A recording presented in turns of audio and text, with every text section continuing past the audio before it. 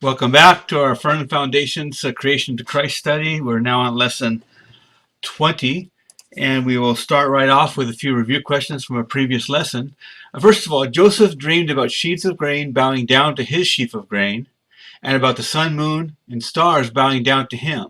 What was God revealing through Joseph's dreams? God was communicating something to Joseph, and because it went through Joseph and was written down, it's communicating things to us as well. And those things were that Joseph would be given a position of authority over his whole family.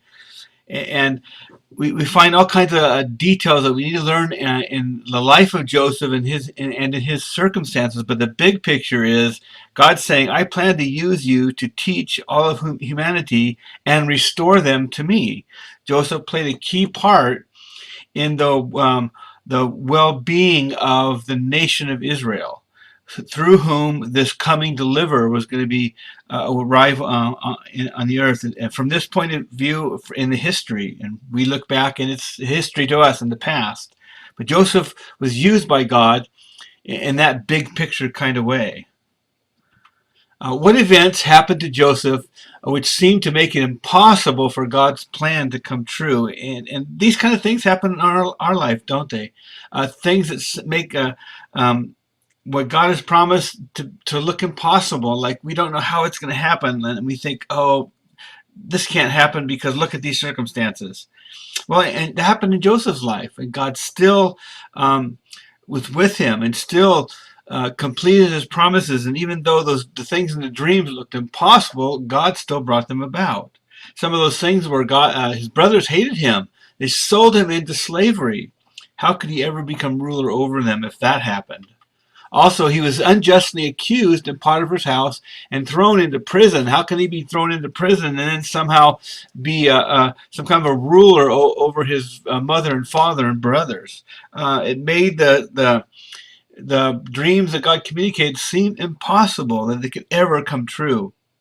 And in all these details, our greatest enemy and God's enemy is working behind the scenes to make it impossible because he thinks he can, but nothing's impossible for God. No matter the circumstances, God still completes his promises. He always does what he says.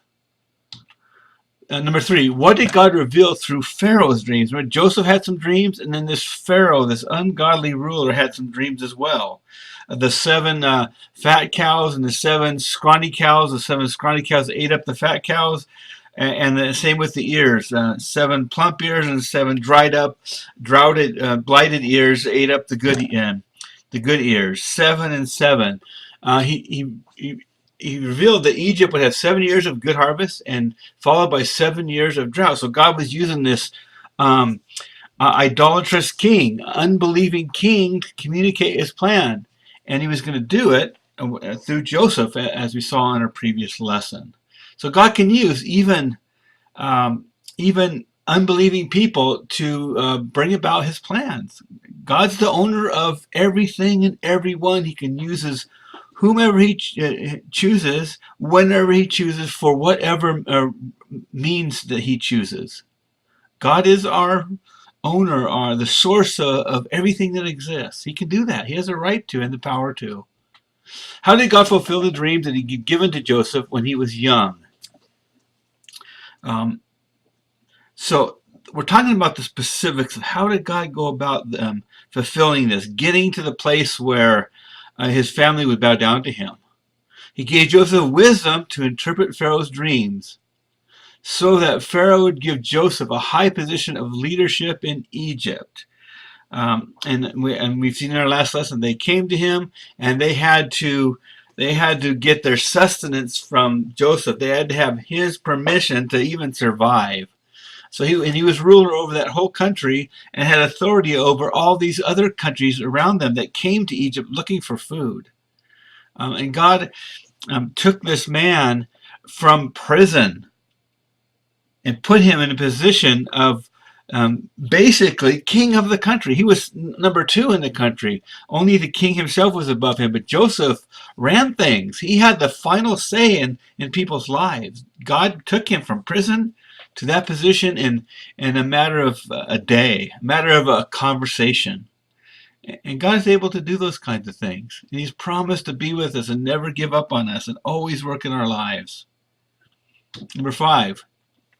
Why did Jacob take all of his family to live in Egypt? Well, he had to. And he learned that Joseph was alive, and Jacob wanted to. He got the news, and he wanted to see his son, and he had to. He had to go there because there was food there in Egypt, and Joseph was in charge. And so they had to submit themselves, just like God's dream to Joseph so many years before. I mean, we had 14 years of the great harvest, and 7 years of great harvest, 7 years of drought, 14 years just right there, and that was after the being sold into slavery, being in Potiphar's house, and being in prison. Many years later, God fulfilled what He communicated to Joseph.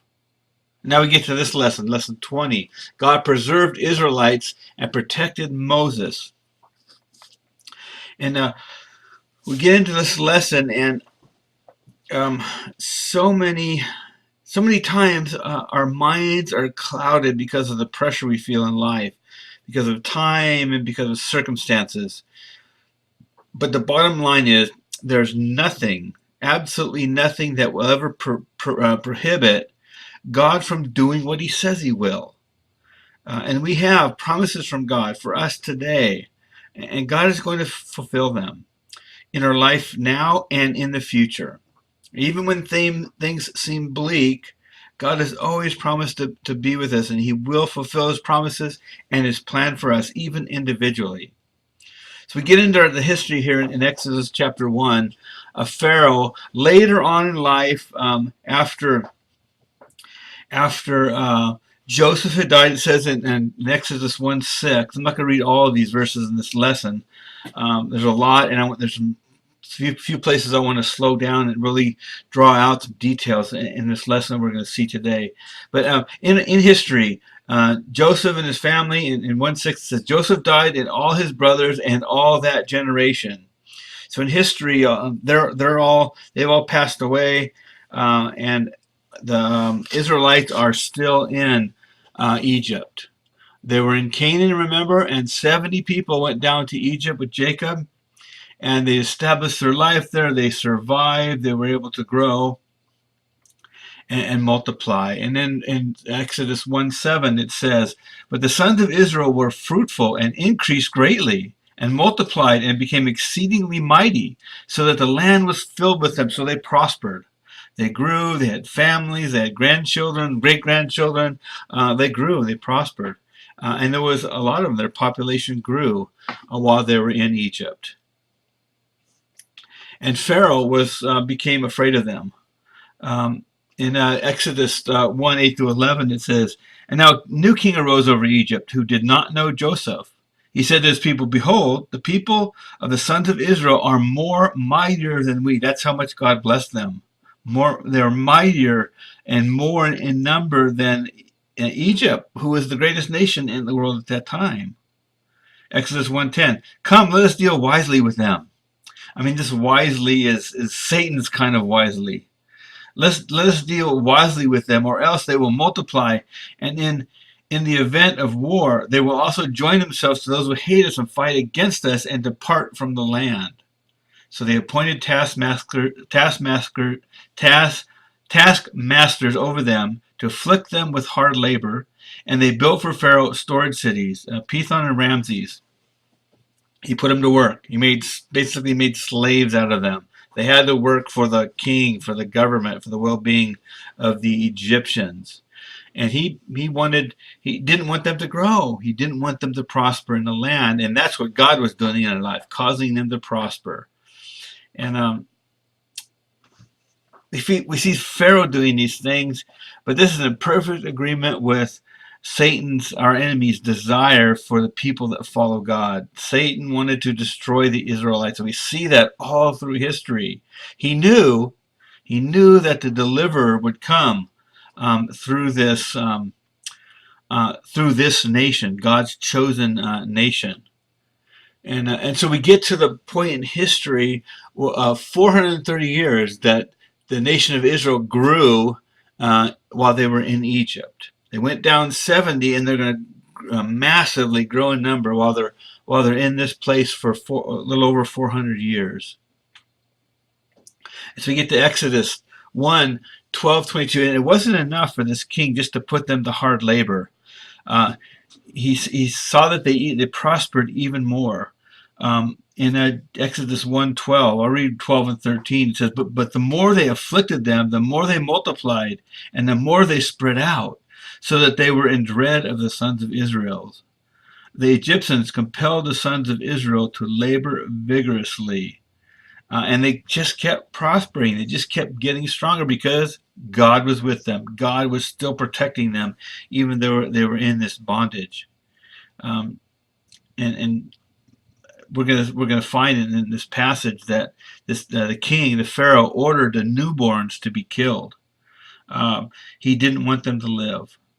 He wanted to annihilate them. Newborn males need to be killed.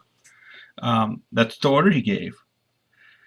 And then in Exodus 1, 20 to 22, it says, then the midwives would go deliver their babies. That was their custom. That was their medical system. Midwives would go, and they protected the newborns. And they told Pharaoh that Hebrew women are strong, and they give birth before the newborns can eat. They give birth before the midwives can get there to receive the baby, and everybody knows it's born and everything's healthy, so they couldn't actually murder it in front of people's eyes when they were supposed to do it right at birth. But Exodus 1:20 says, so God was good to the midwives because they weren't killing the newborns. And the people multiplied and became very mighty. Because the midwives feared God, he established households for them. These midwives, they believed God, they honored God, and they obeyed God. And 122, it says, then Pharaoh commanded all his people, saying, every son who is born you are to cast into the Nile, and every daughter you are to keep alive. So it wasn't just death at the point of birth. He wanted the young men to be killed. Every son who was born into the Nile. And so they took matters into their hands to annihilate the Israelites. But God was with them. In 1:12 again, the more they afflicted them, the more they multiplied. They spread out, and they were in dread. And in verse 20 again, so God was good to the midwives, and the people multiplied, even under the command of this king, to annihilate them. So they're in the land of Israel. They're in the land of Egypt, sorry. The nation of Israel is in the land of Egypt 400 years. And they were enslaved. They were put to hard labor. But remember back in Genesis chapter 15, God speaking to Abram, he said, then the Lord said to Abram, know for certain that your offspring will be sojourners in a land that is not theirs, and will be servants there, and they will be afflicted for 400 years. This was hundreds of years before this moment. For these years that they were in slavery, it was way before. God had made this announcement to Abram. This is what's going to happen. And then in 15:14 it says, but I will bring judgment on the nation that they serve, and afterward they shall come out with great possession. So God communicated that they were going to be there, and that they would come back, and they would come out of this bondage, and God was going to do this thing. And so during this time where the Pharaoh gave orders to have the children thrown into the Nile right when they were born, all the male babies. And we get into Exodus chapter 2. Moses was born, and he was put into a basket to be saved from this edict from the king. Put in a basket to float along the edge of the river, and he was found by Pharaoh's daughter and her servants along the river in Exodus 2:5-10. And he was adopted by Pharaoh's daughter. And so this Moses was taken in basically into the family of the king that made the edict. And apparently Pharaoh didn't say no to his daughter, and he was able to live and be raised in the castle. And so we come into our timeline when talking about Moses. somewhere around 1800 years before Christ. Moses was born, and God's going to use this man in a great way. And God protected this man, protected Moses. He got to grow up in the palace, in the family of the king. In Acts 7:22 it says, "And Moses was instructed in all wisdom of the Egyptians, and he was mighty in his words and deeds." He was well educated. He was trained in leadership, both in civil life and in military life. That's how the Egyptians raised the children that grew up in their influence, the influence of the king's family. And God's going to protect this Moses because he's chosen him to use him to complete his plan. And even though the king of the edict of the king makes a declaration that makes things look impossible, God does things right in the midst of that. And that's what he does in our life, because God is still in control of all governors and kings and presidents and rulers. God can change the direction at any moment he decides to change it, change the circumstances in any way he decides to change them. We can trust him. We can believe him. The midwives believed God. Moses' family believed God and trusted God to protect their son, and they disobeyed the king in the midst of that evil declaration. And so God put Moses in the very best place he could grow up, well educated. And Moses grew up in chapter 22, chapter 2, 11 through 22. Moses grows up and he sees an Egyptian doing harm to his countrymen, to other Israelites. And he kills this Egyptian to try to protect the Israelites. But really, there's nothing Moses could do to really deliver them from their plight, from their slavery. He failed, and he killed this Egyptian, and he had to flee, and he left as a fugitive because he couldn't deliver the nation of Israel. He was one man, and he couldn't do it. And at that moment, God wasn't using him for that. And on his own, it was impossible. They were in bondage. They were in slavery, and that incident in history is similar to our predicament from birth. We're captive in our sin. We're captive under the bondage of Satan, who brought sin into the world and who leads us astray. And no matter what we do on our own, we can't deliver ourselves from that condition. Just like Moses couldn't deliver the Israelites. Even being very religious and trying to do our best cannot rescue us from slavery to Satan. Only God can do that. And at this moment in Moses' life, God wasn't using him for that. It was of his own strength. So compared to us, God had to do something for them. God has to do something for us if we have any hope whatsoever. And then we come to chapter 2, 23 to 25, where it's an expression of God's concern for his people. In Exodus 2:23 it says, "Now it came about in the course of those many days that the king of Egypt died, and the sons of Israel sighed because of the bondage, and they cried out, and their cry for help because of their bondage rose up to God. So God, hearing their groaning, and God remembered his covenant with Abraham, Isaac, and Jacob. God saw the sons of Israel, and God took notice of them."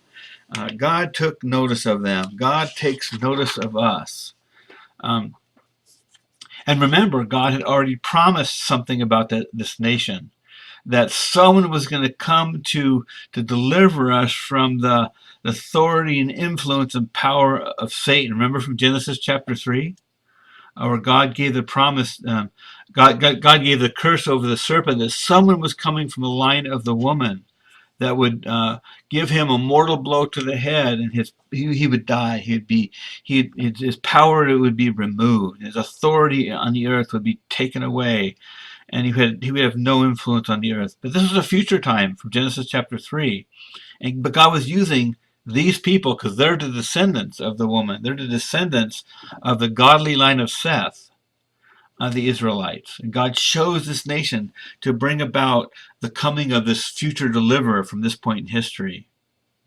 So Moses killed the Egyptian. He fled. He went to a place called Midian, and just reestablished his life there, far away from Egypt.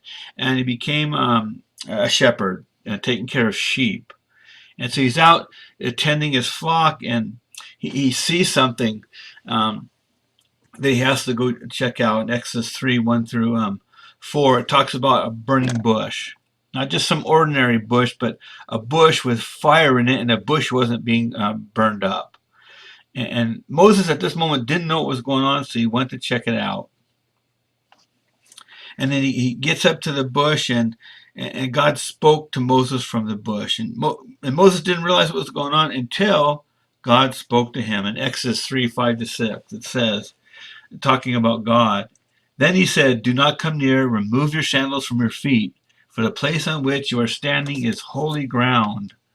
And that act of removing your sandals from your feet in that culture was a sign of submission. Slaves didn't wear shoes; they were in a humble condition, and God required humility in His presence from Moses.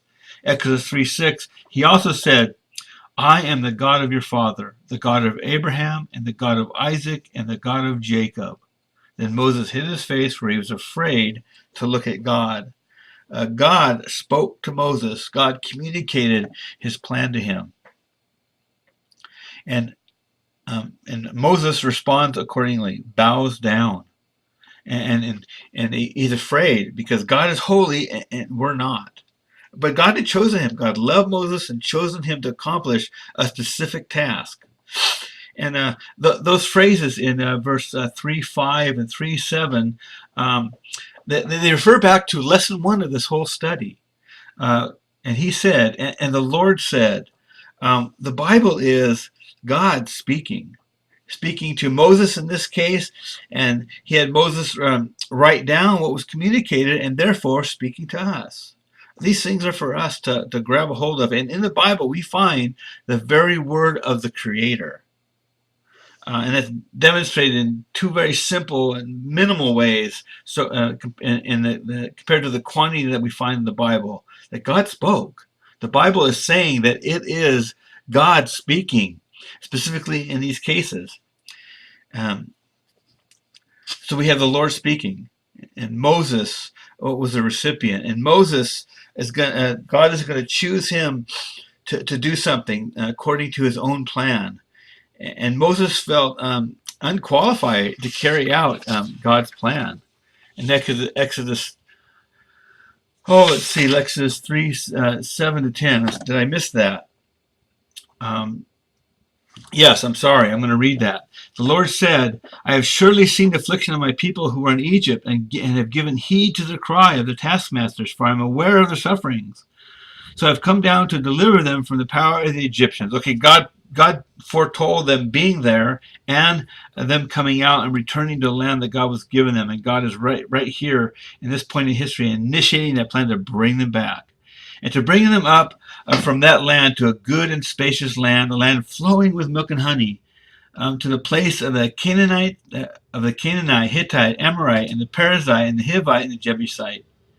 3:9. Now behold, the cry of the sons of Israel has come to me. Furthermore, I have seen the oppression with which the Egyptians are oppressing them. God was going to hold them accountable. Therefore come now, and I will send you to Pharaoh, so that you may bring my people, the sons of Israel, out of Egypt. There's the plan of God for Moses. God has a specific task for him, and Moses had feelings of inadequacy, like he couldn't do it. In 3:11, it says, "But Moses said to God, who am I, that I should go to Pharaoh, and that I should bring the sons of Israel out of Egypt?" It's kind of like Moses saying, "I already tried that once, and it really didn't work, and I had to flee. Now I'm a fugitive, and I can't go back." So he's questioning God. He didn't have the confidence to be able to do this task like he did when he killed that Egyptian according to his own plan. He was humbled at this point, feelings of not being able. And then God responds in 3:12, and he said, "Certainly I will be with you, And this shall be a sign to you that it is I who have sent you. When you have brought the people out of Egypt, you shall worship God at this mountain. The same place where Moses was at this moment talking to God, God was promising Moses that you're going to bring that whole nation right back here. That's going to be the sign that I am with you, because I promised something and I'm going to carry it out. And that place was Mount Sinai.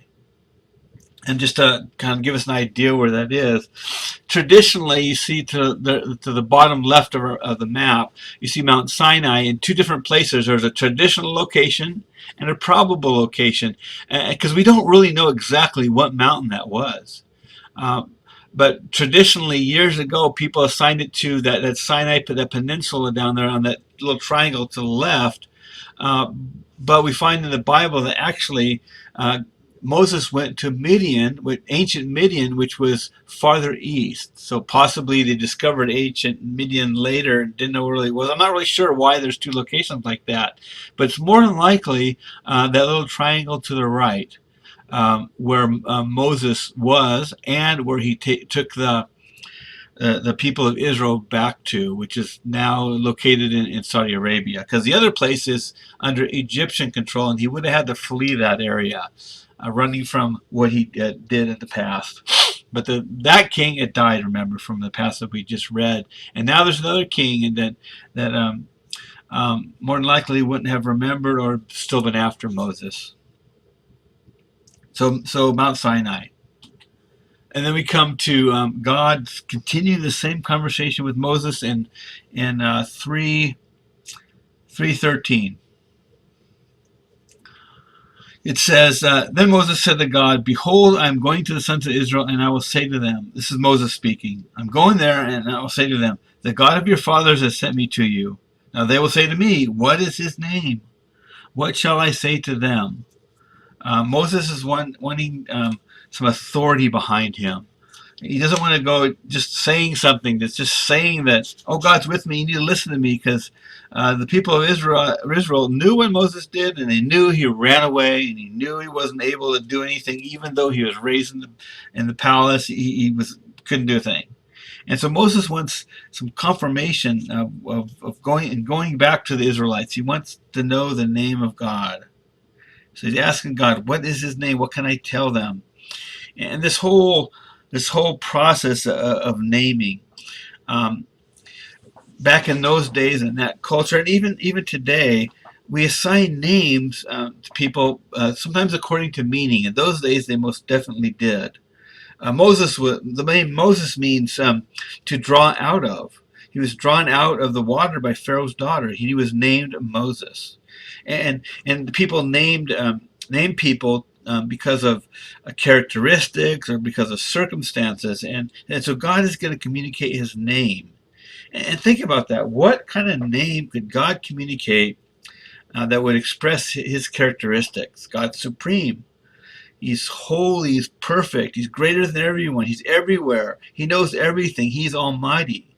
He's faithful. He's the judge who avenges all evil. He's loving. He's kind. He's gracious. What name could express all that? I mean, no name that I can think of.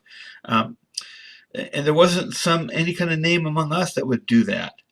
But God told Moses a name that kind of covered the key elements of his nature and his character. And that is I am. In 3:14 it says, and God says to Moses, I am who I am. And he said, thus you shall say to the sons of Israel, I am has sent me to you. That's what God's communicating is his name, I am. And that name in the original is Yahweh.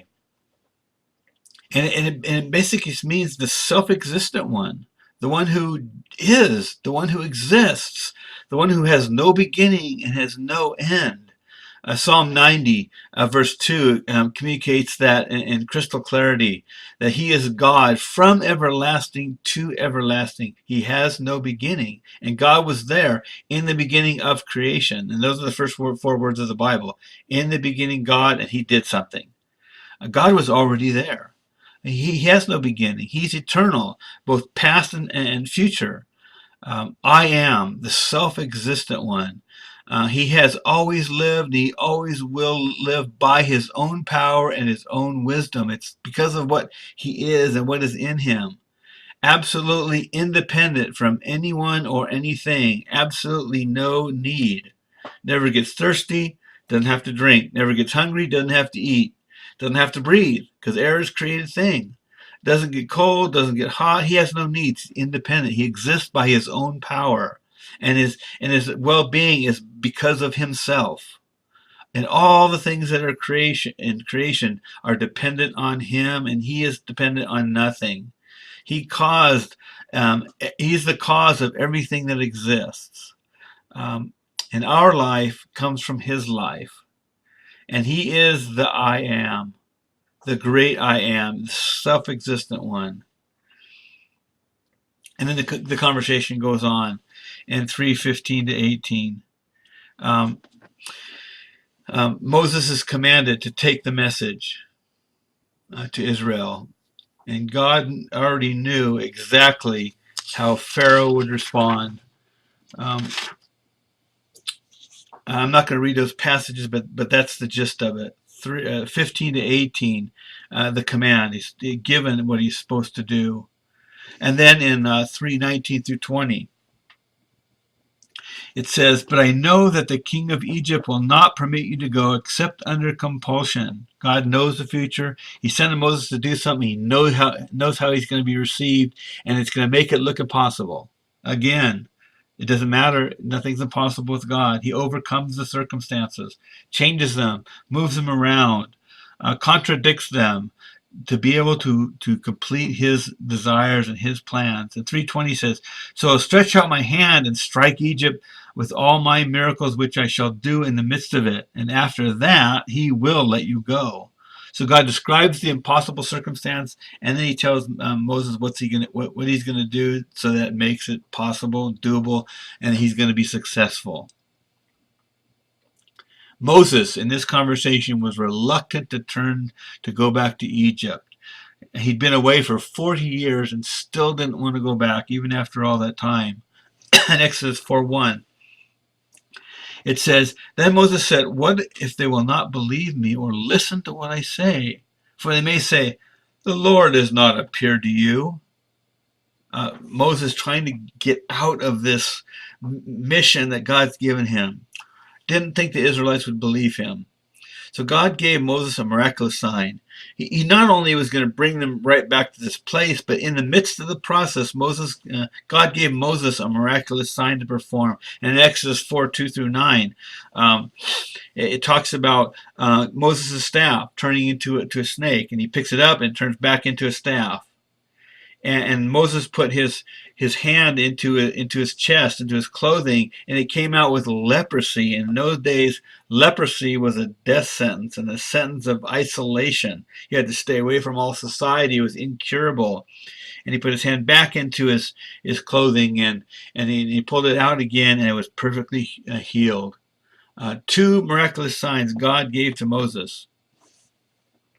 And God was affirming him that he was supposed to do this, and he was going to be with him, and he gave him the confirmation that this is how it's going to go, and they're going to believe you.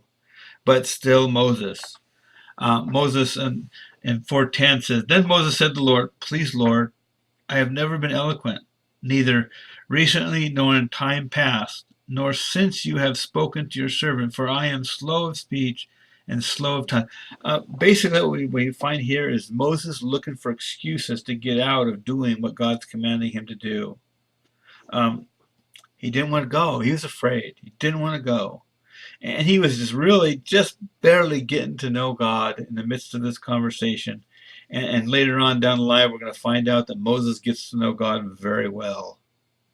And that's what he's calling us to know him, to believe him, to follow him, to trust him that he really does have our best interest in mind. And in 4:11 and 12, and then Moses is trying to grasp this excuse of not being able to speak well. And Exodus 4:11 says, "The Lord said to him, 'Who has made man's mouth? Or makes him mute or deaf or seeing or blind? Is it not I, the Lord? I'm in charge of all those things.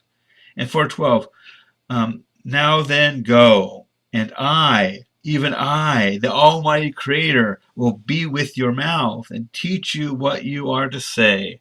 So all excuses removed. Moses shouldn't have had anything else to say after this, because God was in absolute control and he promised to give him what he needed to communicate what he was sent to communicate. God promised he was going to be with him. But even then, Moses argued against returning to Egypt and proposed that God sent someone else.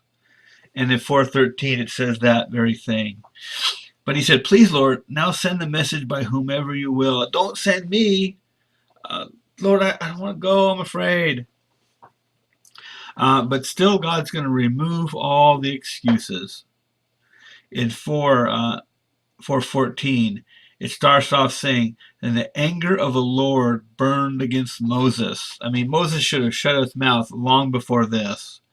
So it made God angry, which he was rightfully angry, because the Almighty was promising Moses, and the Almighty had communicated his very name to this man, according to what we have written, for the very first time in history, the great I am. He's the one who's going to be with you. But God, even in that, even in the midst of his anger, he was gracious to Moses. And he said, continuing on in 4:14, is there not your brother Aaron the Levite? I know that he speaks fluently. And moreover, behold, he is come out to meet you. When he sees you, he will be glad in his heart. You are to speak to him and put the words in his mouth. And I, even I, will be with your mouth and his mouth, and I will teach you what you are to do. So God gave Moses all the signs, the promises, and even in his grace, in the midst of Moses' fear and reluctance, he gave him a helper, his brother Aaron. And we're going to find out later that Moses is totally capable of communicating, and he did so for years after this moment. But the initial beginning of his life and obedience to God and his ministry, and he started off in fear, started off with excuses, looking for someone else to send. And so enter Aaron. Moses and Aaron, brothers, gonna go on in life before God together.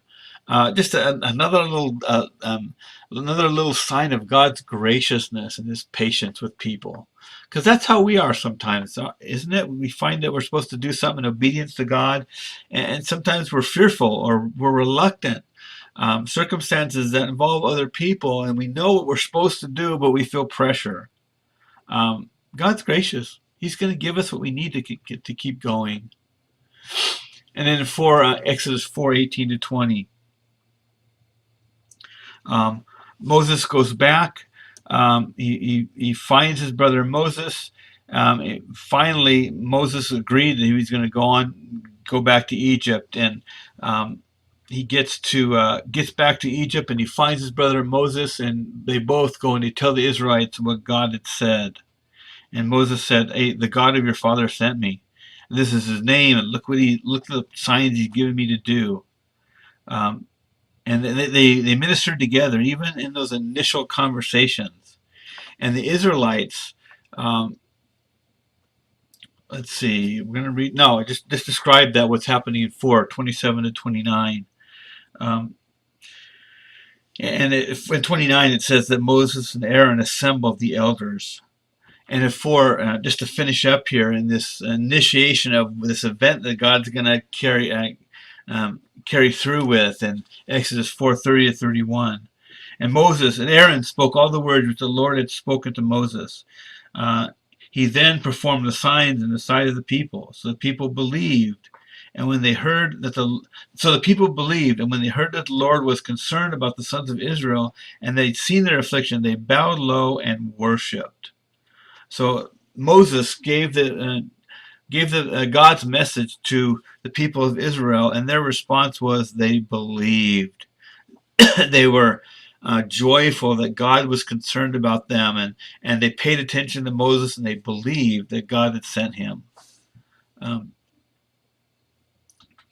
And that's a very important point for us, is we receive what God has communicated and we believe. God's calling us to that very thing. That is super critical in our life before God. God speaks. God's calling us to believe Him. He tells the truth. He delivers on what He says He's going to do. He's reliable. He's our owner. He's our master. He's in control of all the details of our life. He's asking us to believe. And the people believed. And God is going to continue on and do incredible things to free these people from bondage. And He wants to do the same exact thing in our life. But He's calling us to believe Him. Believe Him. Say that what He says is true and that it's for me. I believe you, Lord. That's a critical thing throughout the whole Bible that God's communicating to us.